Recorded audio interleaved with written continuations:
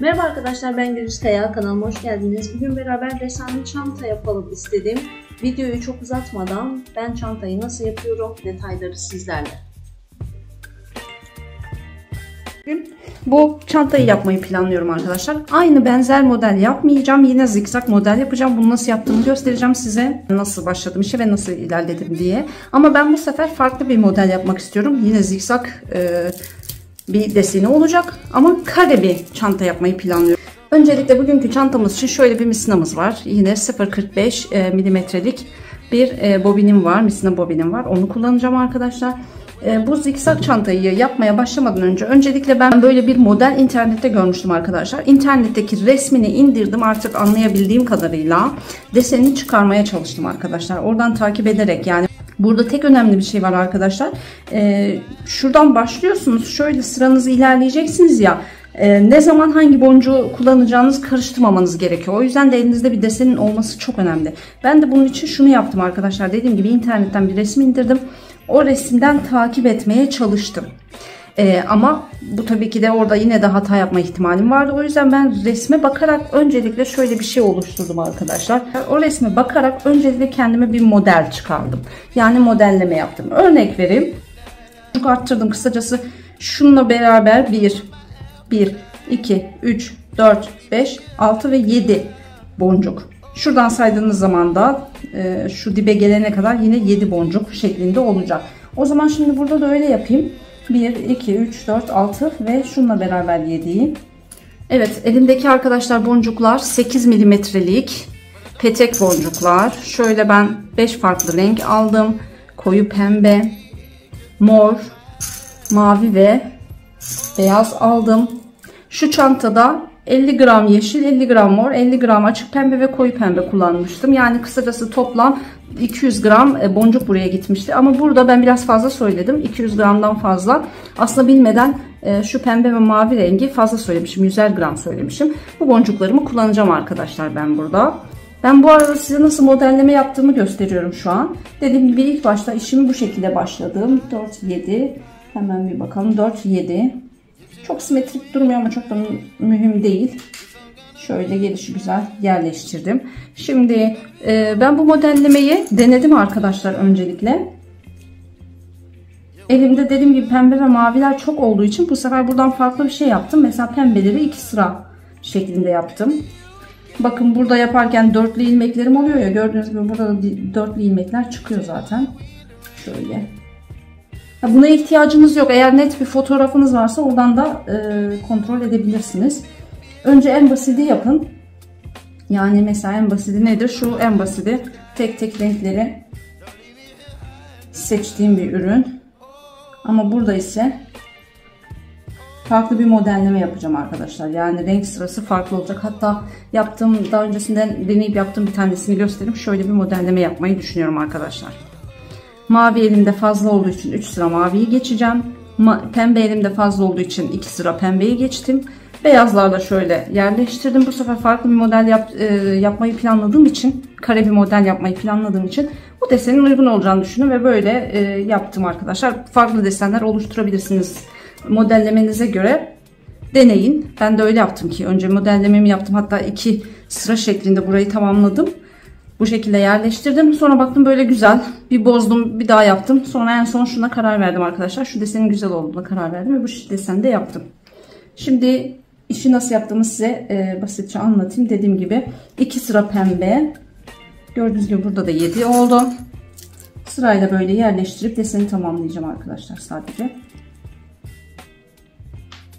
Yani elimde güzel bir resim yok. Ben de net bir görüntü olsun istiyorum. Renkleri nasıl sıralayacağımı görmek istiyorum. O yüzden böyle bir model kendi kendime çıkarıyorum öncelikle. Daha sonra bu modeli takip ederek yapacağım arkadaşlar. Size komple sıfırdan nasıl yaptığımı göstereceğim arkadaşlar. Böyle 2 pembe ekledim. Sonra altını direkt beyazlarla doldurdum. Hemen yapalım.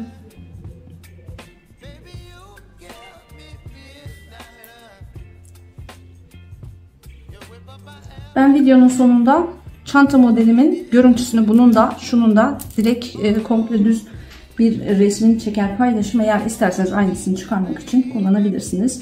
İki modelde de, bu modelde de boncuklarım 8 milimetre. Bu modelde de boncuklarım 8 milimetre.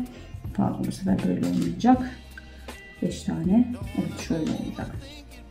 Burada bitirmem gerekiyor.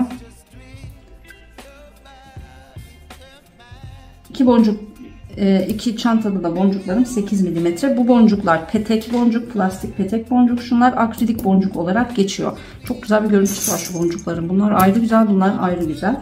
Zaten görüntüsünü güzel fotoğraflar çekip paylaşınca daha iyi anlayacaksınız arkadaşlar.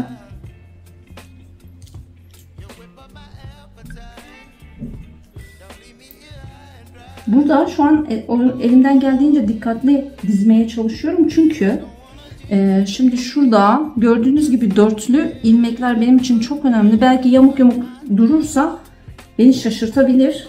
Bu olmasın diye elimden geldiğince düz yapmaya çalışacağım. Düzgün yapmaya çalışacağım. Şimdi şuraya da pembelerini yerleştirelim.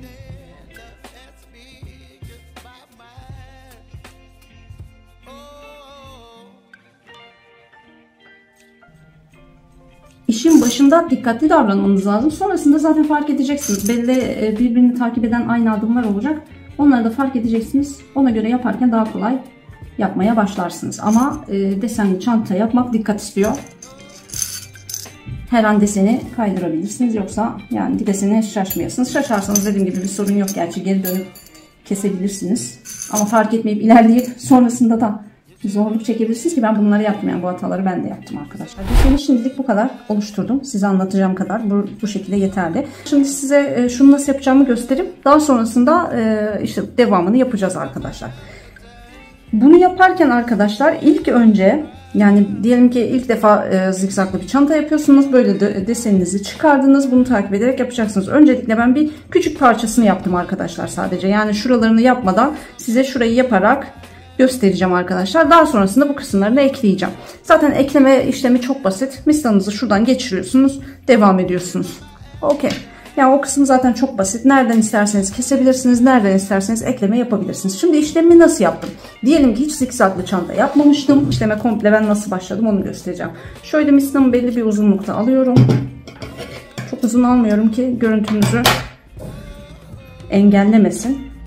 Şimdi oluşturduğum desene göre ilk ilmeğim şurada. Dörtlü bir pembe boncukla başlıyor. Burada da olduğu gibi dörtlü bir pembe boncukla başlıyor. O yüzden mistamı çekiyorum. 4 tane açık renk pembe boncuk geçiriyorum. Burası bütün boncuk çantaların başlangıç noktası. Bu şekilde zaten. Ve şöyle uçlarını eşit şekilde alıp evet şurayı oluşturduk. Şimdi bir tane sağ tarafta misinem var. Bir tane sol tarafta misinem var. Bu şekilde izleyerek gideceğim. Gördüğünüz gibi ilk ilmeği yaptıktan sonra sağ tarafa pembe ekliyorum. Sol tarafa beyaz. Sonra bir tane daha beyaz, yani bir ilmeğimiz 4 boncuktan oluşuyor. 4. boncuğumuzu ekleyince de bu 4. boncuktan sağlı sollu olarak misinalarımı geçiriyorum. Şimdi sağ tarafa pembe, açık pembe. Sol tarafa beyaz. Misinamın sol tarafında bir tane beyaz. 4. boncuğumda beyaz. Ve bu beyazdan sağlı sollu olarak misinalarımı geçiriyorum. Evet. Şöyle uçlarını eşitleyip çekiyorum arkadaşlar. Ve şu şekle geldim. Bu şekilde oldu. İlerleyelim. İkinci ilmeğimiz burası. Ya da şuradan göstereyim. Birinci ilmek şurası. İkinci ilmek burası. Şimdi şuradayım. Ondan sonra sağda beyaz, sola da beyaz, yine beyaz. Üçüncü boncuğumda beyaz olarak devam edeceğim. Peki. Sağlı solu hiçbir zaman karıştırmayın. Çünkü deseninizin bozulmasına sebep olacak. Sağ tarafım şurası.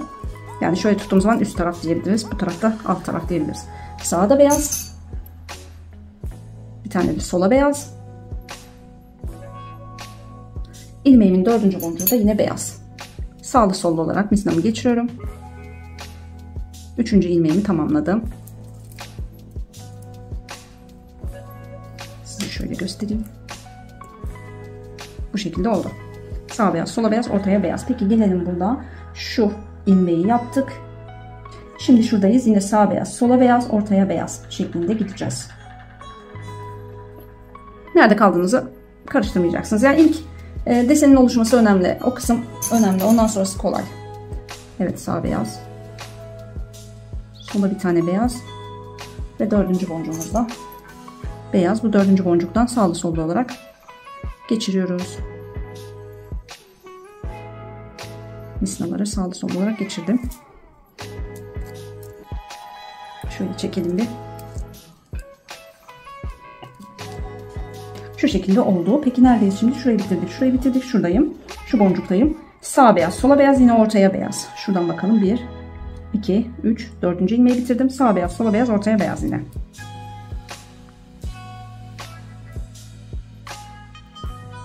Sağ beyaz. Sola beyaz. Ve ortaya beyaz. Yerleştirelim. Şu şekilde geldi. Evet, şimdi şuradayım arkadaşlar. Yine bir kontrol edelim ama burada olduğuma eminim. Şuradan sayayım. 3 tane. Evet, tamam, buradayım. Şimdi bu sefer sağa pembe, sola beyaz. Yine ortaya bu sefer pembe. Sağ pembe, sola beyaz, ortaya pembe. Yine açık renk. Sağ tarafa bir pembe, sol tarafa bir beyaz. Düzgün bir boncuk alalım. Ve ortaya pembe.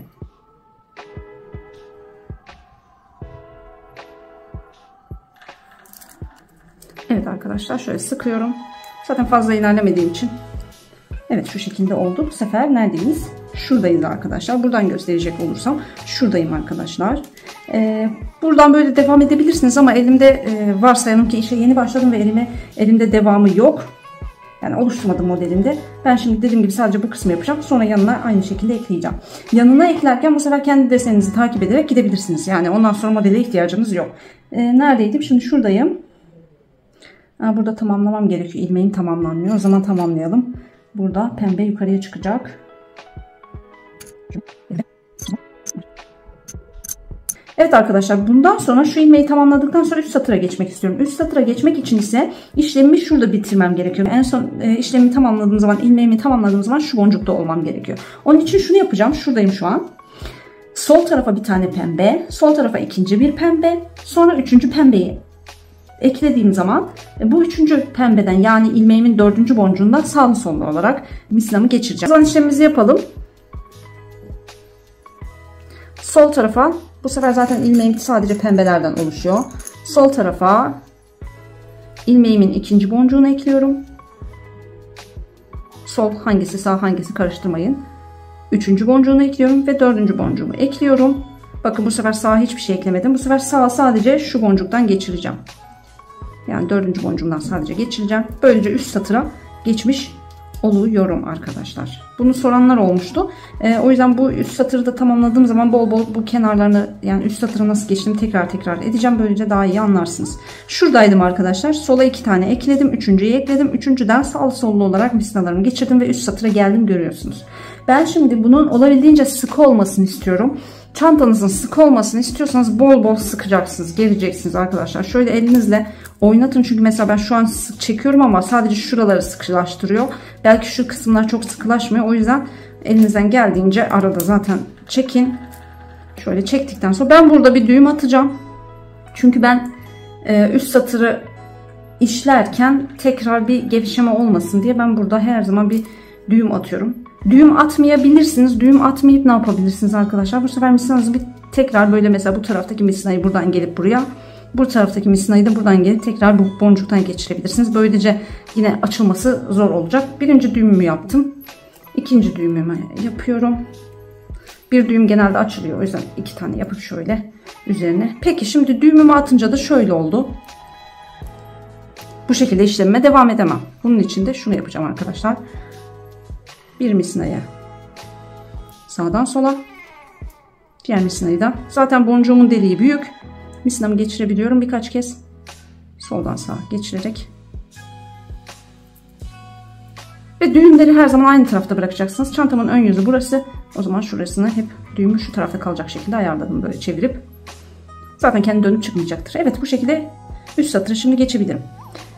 Hemen geçelim arkadaşlar. Şu boncuktayım. Bu sefer sol tarafa pembe ve böyle devam edeceğim için açık pembe, koyu pembeyi sol tarafa ekliyorum. Sonra dördüncü boncuğum açık pembeyi ekliyorum. Buradan misinalarımı sağlı sollu geçiriyorum. Evet, önce açık pembe, koyu pembe, sonra yine açık pembe. Bu açık pembeden, yani ilmeğimin dördüncü boncuğundan misinamı sağlı sollu olarak geçiriyorum. Şöyle bir şey oluyor. Göstereyim şuradan. Şöyle bir şey oluyor arkadaşlar. Evet, şöyle bir şey oluyor. Gördünüz mü? Bu sefer buradan devam edebiliyorum çantama. Peki şimdi şuraya alalım. Şimdi şu misina burada kaldı. Bu misinayı hemen önündeki şu boncuktan geçiriyorum arkadaşlar. İşte. Evet, ve şu şekilde getiriyoruz. Okey, böyle oldu. Şimdi arkadaşlar şuradaydım. Takip ediyorum. Sol tarafa, yani şu üst misinama bir tane açık pembe, sonra ikinci açık pembemden misinalarımı sağlı sollu geçiriyorum. Yani bu sefer ilmeğimin dördüncü boncuğu. Üçüncü boncuğu pembe. Sol taraftaki misinamdan geçirdim. Dördüncü boncuğum da pembe, açık pembe. Onu da geçirdim. Diğer misinamı da ters yönlü olarak bundan geçiriyorum. Ve şu şekilde oluyor.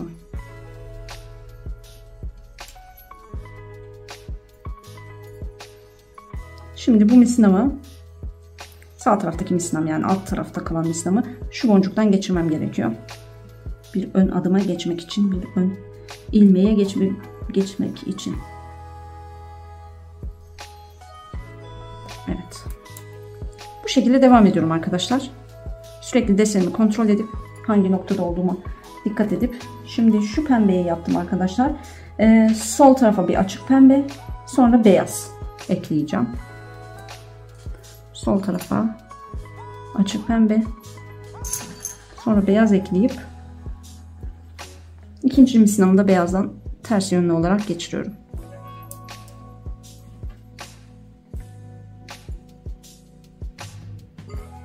Ve bu şekilde oluyor. Şimdi şu misinamı bir ön taraftaki sıraya gelebilmek için diğer boncuktan, önündeki boncuktan geçiriyorum.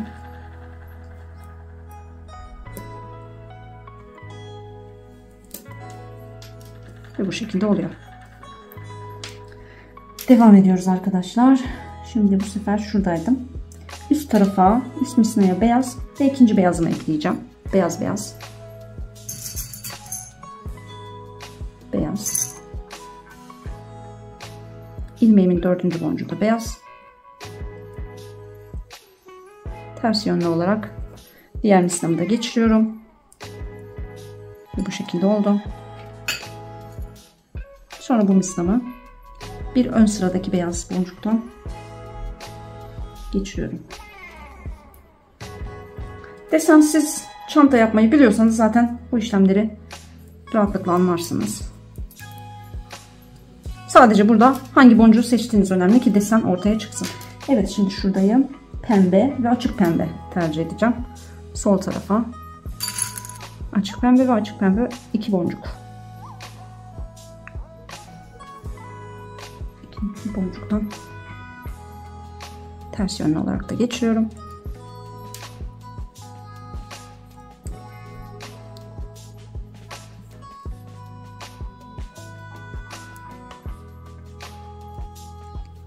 Şu an aydınlatması için ışık kullandığım için biraz parlıyorlar ve ben rahat göremiyorum, ama peki şu şekilde. Sonrasında şuradayım şu an. Açık pembe, açık pembe tekrar.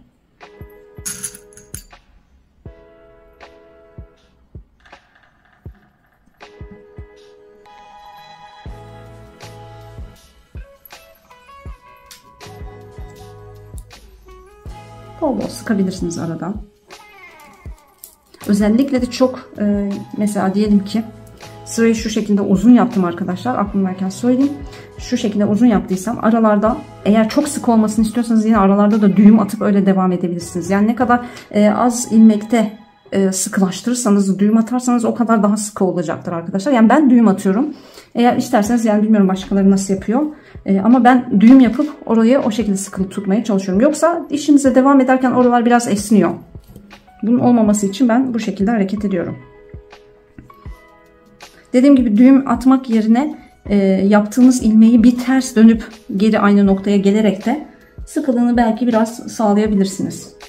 Ama ben garanticiyim. Çok görünmeyecekse düğüm atıp geçiyorum. Evet, ilmeğimin sonuna geldim. Pardon, sıramın sonuna geldim. Şimdi yine üst sıraya geçmek istiyorum. Ve neredeyim? Şu an şuradayım. Koyu pembe.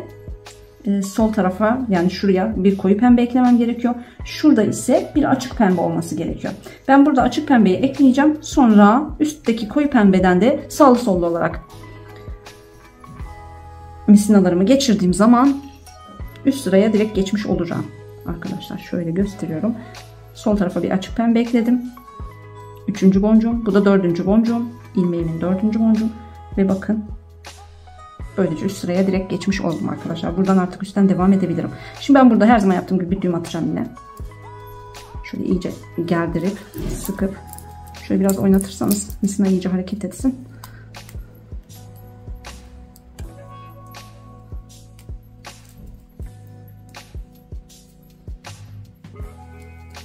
İki düğüm atıyorum ki açılmasın. Düğümüm burada. Gördüğünüz gibi misinalar şöyle oluyor. Böyle devam edemem. Şimdi o yüzden misinalarımı aynı boncuktan bir sağlı bir de sollu geçirerek birini sağdan sola geçirdim. Diğerini de soldan sağa. Ve bu şekilde aynı hale geldik. Ve düğümü de diğer tarafta kalacak şekilde şöyle döndürüyorum. O kadar. Şimdi buradaydım. Şuradayım. Şu boncuktayım arkadaşlar. Şu şekilde ikinci boncuğumu ekleyeceğim. İlmeğimin ikinci boncuğunu, 3. boncuğunu ekleyeceğim. Ve 4. boncuğunu ekleyip burada misinalarımı sağlı sollu geçirip böyle devam etmeyi planlıyorum. Yapalım. Bu sefer bu tarafta ilk koyu pembe boncuk. Koyu pembe boncuk. Mor boncuk. Ve 4. boncuğum yine koyu pembe. Aslında koyu pembe değil, fuşya benim rengim. Ama koyu pembe diye bahsetmek daha kolay oluyor. Evet, 4. boncuğumu da geçirdim ve şu şekilde oldu. Şimdi artık buradan böyle sırayı tamamlayabilirim. İlmeğimin önündeki hemen boncuktan geçirerek şuraya geliyorum. Misinam az önce şuradaydı. Bu boncuktan geçirip buraya geldim. Evet, buradayız. Şimdi bakalım devamında neymiş? Pembemiz burada. Koyu pembe ve açık pembe. Bu tarafa bir koyu pembe. Sağ misinaya bu sefer bir tane de açık pembe. İlmeğimizin 4. boncuğu açık pembe. Açık pembeden misinamızı sağlı sollu geçiriyoruz ve şu şekilde geliyor arkadaşlar. Yani şu şekilde geldi. Ve misinam şimdi burada duruyor arkadaşlar. Bir ön boncuktan geçiriyorum. Hemen önündeki boncuktan. Ve ilerliyorum. İşlemlerim bunlar arkadaşlar. Böyle desenimi takip ede şu deseni bitireceğim komple. Yani şuraya kadar geleceğim. Burada ipim bittiği için üst sırayı tamamlayamadım. Şuraya kadar bir gelmeyi planlıyorum. Daha sonrasında da kenarlarına yine misinam biterse artık misina ekleyip böyle kenarlarını da tamamlayıp ilerleyeceğim. İsterseniz o aşamayı, yani şurayı bitirdikten sonra o aşamayı da göstereyim size arkadaşlar. Gördüğünüz gibi bu şekilde takip ede desenimizi çıkarıyoruz. Eğer dediğim gibi ben bunları resimlerini, bu iki çantanın da resimlerini paylaşırım. İsterseniz direkt muhtemelen resimden de inceleyerek gidebilirsiniz arkadaşlar. Ama ben eğer herhangi bir desen oluşturmak istiyorsanız önce kendi modelinizi oluşturun. Ondan sonra o modeli takip ederek gidin. Burada önemli olan modeldeki boncukların yerlerinin çok oynamaması ki bir hata oluşturmasın. Yani kayarsa belki algılayamayabilirsiniz, bir hata yapabilirsiniz. Gerçi hata yapmış olsaydım şu an ne yapardım? Açardım. Sadece düğümlerimi açması biraz işimi zorlaştırırdı, o kadar. Onun dışında kolay bir iş arkadaşlar. Ben bundan sonrasını biraz hızlandıracağım.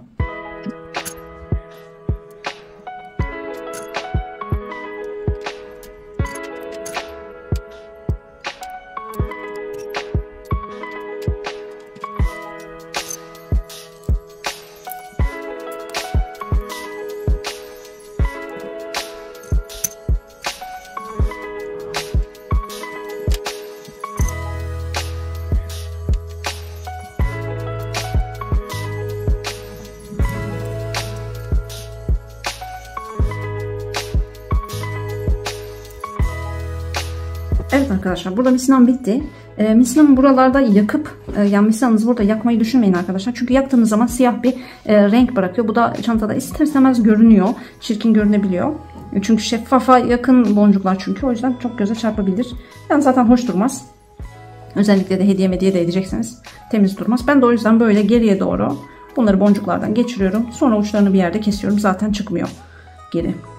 2 tane düğüm yaptım ama ona rağmen tabii misina bu kaygan bir şey. Esnek bir şey. Oynadıkça açılabilir. Bunun olmaması için şöyle birkaç ilmek geriye doğru geçiriyorum. Sonra uçlarını bir yerde kesiyorum. Zaten kestiğiniz zaman görünmüyor uçları, yani şeffaf bir şey olduğu için. Şöyle.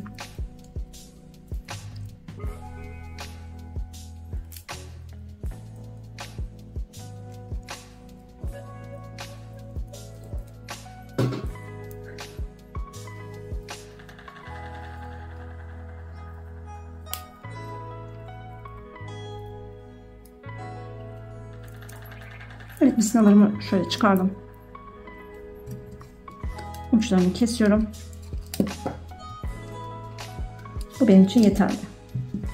Modelimizi nasıl çıkardığımızı gördünüz. Bu şekilde tamamlayabilirsiniz. Ben üst kısımlarını modeli tamamlamadım. Çünkü zaten elimde bir örneğim var. Sadece size basitçe hangi yolu izlediğimi göstermek istemiştim. Bu şekilde devam edebilirsiniz. Tamamlayabilirsiniz arkadaşlar. Evet arkadaşlar, şimdi elimdeki ürün bu şekilde oldu. 42 santim şu an uzunluğu ve boyu da 15 santimlik de boyu var. Evet, şu an düğümlerim iç taraftaydı biliyorsunuz ki, şu an burası iç kısmı ve ben şimdi bunu dediğim gibi ben tam bir kare olacak şekilde bunları birleştirmeyi düşünüyorum. Ama gördüğünüz gibi desenim tam değil. O yüzden bu arasını örüp ikisini birleştireceğim. Birleştirmeyi nasıl yaptığımı göstereyim size. Şöyle yan yana koyarsam. Evet, tam üst üste gelecek şekilde koydum. Şu kısmı tamamlamam lazım. Aradaki kısmı tamamlamam lazım. Her zaman yaptığımız gibi çok basit. Misinamı kesiyorum. Şöyle biraz misina alıyorum. Şu köşeden geçiriyorum arkadaşlar. Gördüğünüz gibi. Ve desenimi izleyerek devam edebilirim. 2 beyaz. Yukarıdakine de pembe takıyorum.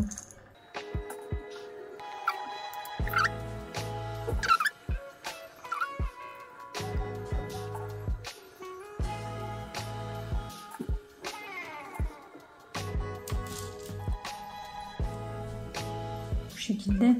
Şimdi şu beyaz boncuğu ekleyeceğim ve buradaki pembe boncuğa birleştireceğim. Alt taraftaki misinama. Şu misinalarımı çekeyim.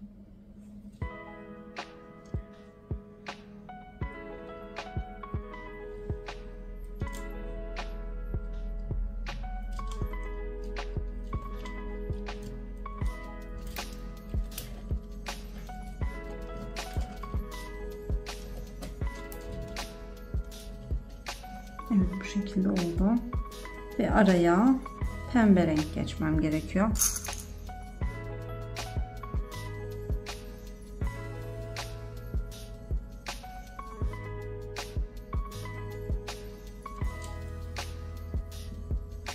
Alt tarafı sık olsun diye iyice sıkılaştırıyorum ve düğüm atıyorum arkadaşlar. Her zaman çift düğüm, çünkü tek düğüm genelde açılıyor. Siz örmeye devam ederken hemen açılıyor.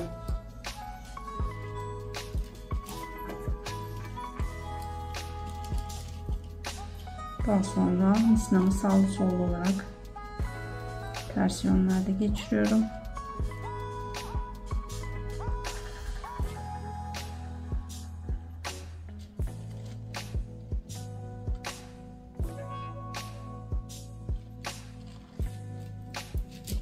Ve şu şekilde oldu. İçine bir tane siyah tişört yine yerleştirin. Böylece daha rahat görebilirsiniz arkadaşlar.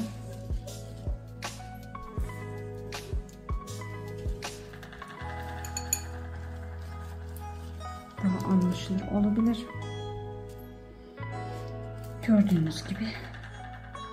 Şimdi şu taraftaki misnamı şu boncuktan geçiriyorum. Ve böylece üst sıraya geçmiş oluyorum. Bu arada düğmemi de üç tarafa yönlendiriyorum arkadaşlar. Evet, şimdi bir pembe eklemem lazım.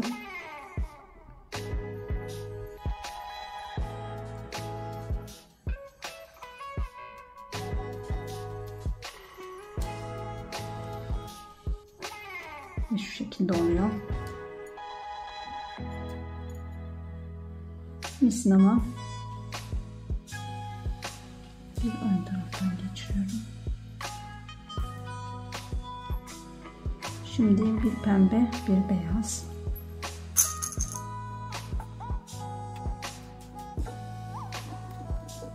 Bu arada bu eklediğim kısmın uzunluğu da ne oluyor böylece? 5 santim gibi bir şey, yani 47 santim uzunluk olmuş oldu. 15 santimde boyu olmuş oldu arkadaşlar. Bunun hiçbir önemi yok. Siz kendiniz tasarlayacaksınız arkadaşlar. O yüzden farklı uzunluklarda seçebilirsiniz. Ben bunu seçerken nasıl karar verdim? Sürekli çantamı dik tutup şekil vermeye çalıştım arkadaşlar. Genişliğine göz kararı açıkçası karar vermeye çalıştım.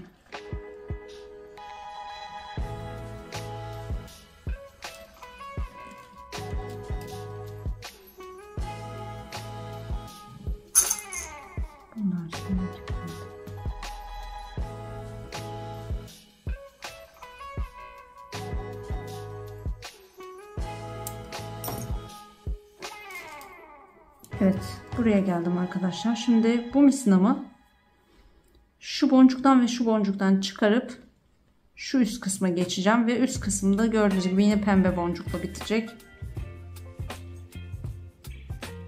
Sonra da bir üst satıra geçmiş olacağım zaten.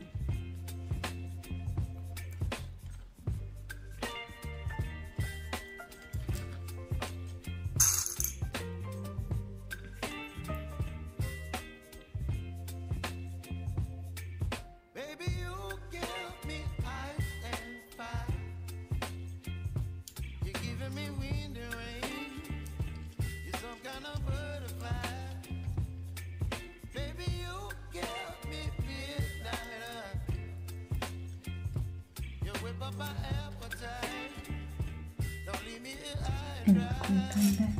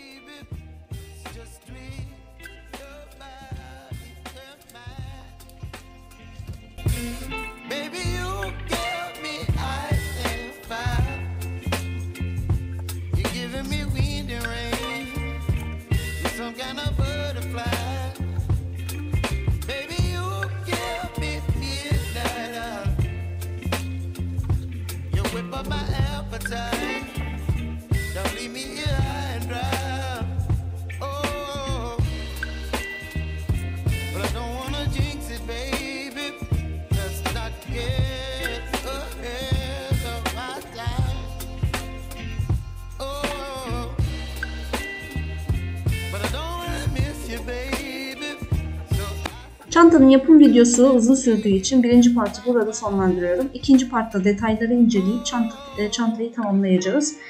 İkinci partta görüşürüz. Videoyu beğenmeyi, yorum yapmayı ve kanalıma abone olmayı unutmayın.